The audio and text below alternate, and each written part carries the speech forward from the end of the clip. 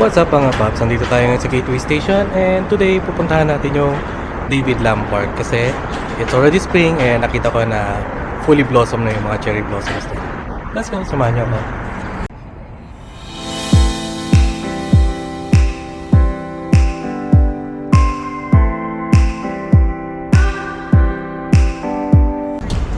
Yun guys, nandito na tayo sa Yaletown Roundhouse Station and we only need to walk for about 5-6 minutes going to David Lam Park.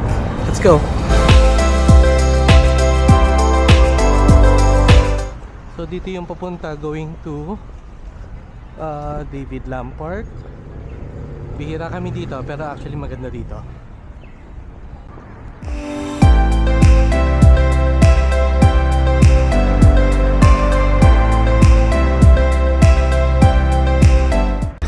Actually guys, wala naman sa itinerary kung pumunta ngayon dito sa David Lam Park. Pero may nakita kasi akong post na fully bloom na nga yung mga cherry blossoms dito. So puntahan na rin natin. Kasi ang mga cherry blossoms dito sa Vancouver, nagtatagal lang naman sila ng mga 2 weeks eh. Eh next week meron kami pupuntahang ibang place na maganda rin. So puntahan na rin natin to.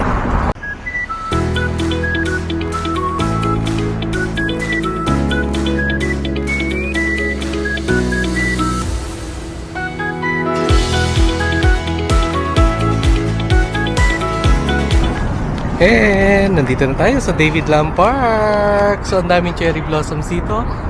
Ito, nasa harapan pa lang ako. Pero actually, going doon, paikot yan. So, ito ang isa sa popular cherry blossoms destinations dito sa Vancouver. Ang ganda, fully bloom na nga dito. So, by next week, medyo bloom pa naman yan next week. For sure.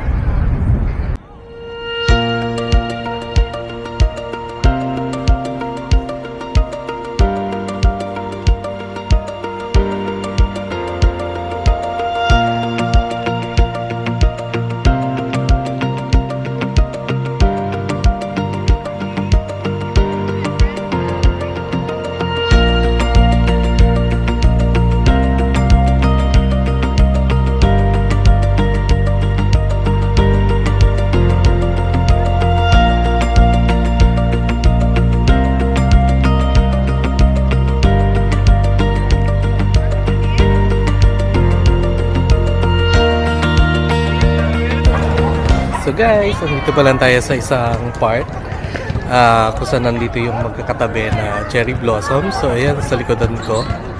And you will see na almost fully bloom na talaga sila. I would say mga 90% na fully bloom na itong mga cherry blossoms na to. And meron pa dun sa harapan ko. Ayun, puntahan natin.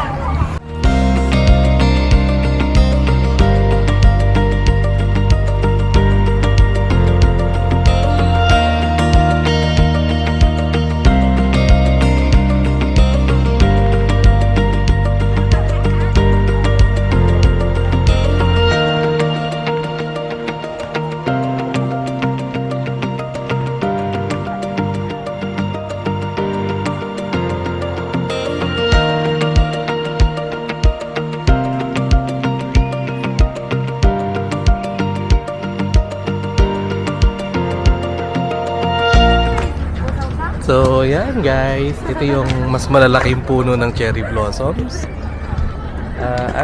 I think may mga variety to eh, hindi ko lang sure.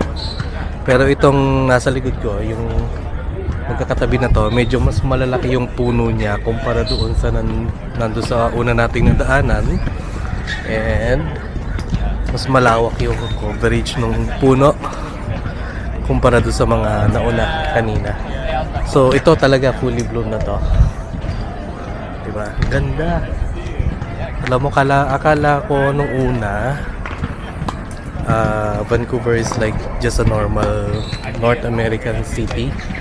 Pero hindi ko alam na popular pala ang Vancouver sa cherry blossoms. Kasi I think most of the cherry blossoms na nandito are gift from Japan. Yun yung nabasa kong story before. Kaya dumami yung cherry blossoms dito sa Vancouver.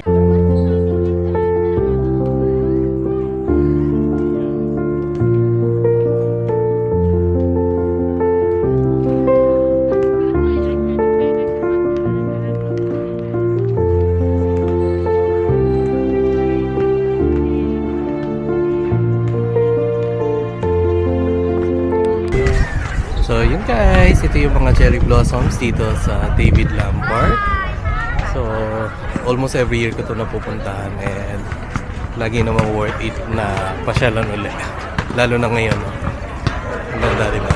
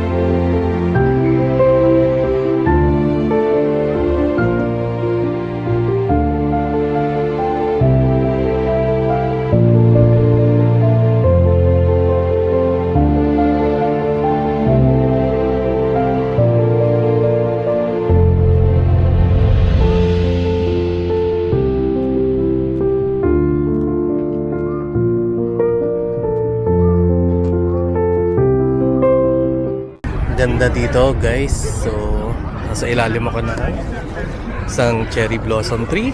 Ito medyo mas maliit yung puno, pero sobrang amazing lang ng view.